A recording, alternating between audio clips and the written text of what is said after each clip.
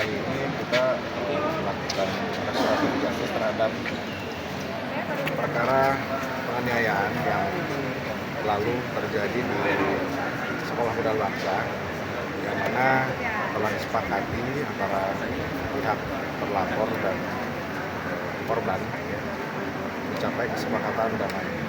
Ini kita lakukan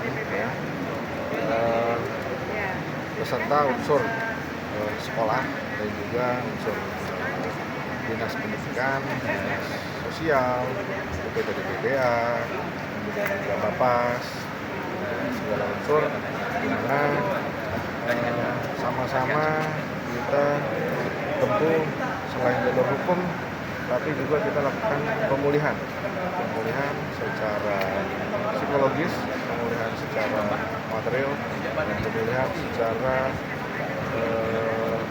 fisik, di mana korban telah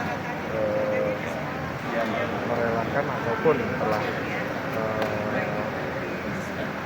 menyadari bahwa perlu adanya perdamaian, dan pihak-pihak terlapor pun juga rela untuk membiayai pengobatan dan juga menyadari kesalahannya, rela diberikan sanksi, rela diberikan skorsing sekolahnya para siswa-siswanya, dan juga ada catatan bagi dinas pendidikan atau dinas sosial pada sekolah tersebut. Untuk keluarga korban yang tadi, ini murni atas kesadaran sendiri melakukan restoratif justice atau ada tekanan lain? Murni, jadi ini murni bahwa karena awalnya kita juga tetap melakukan langkah hukum.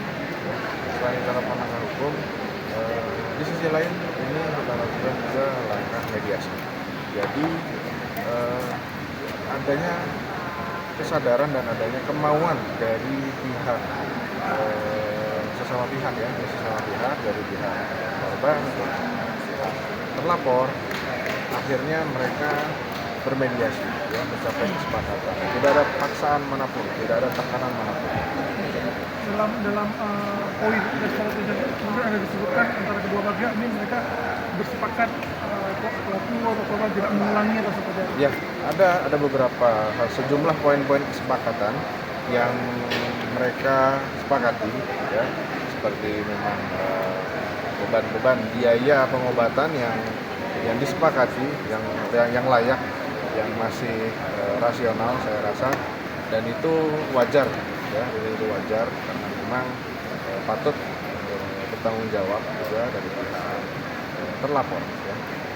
Terima kasih.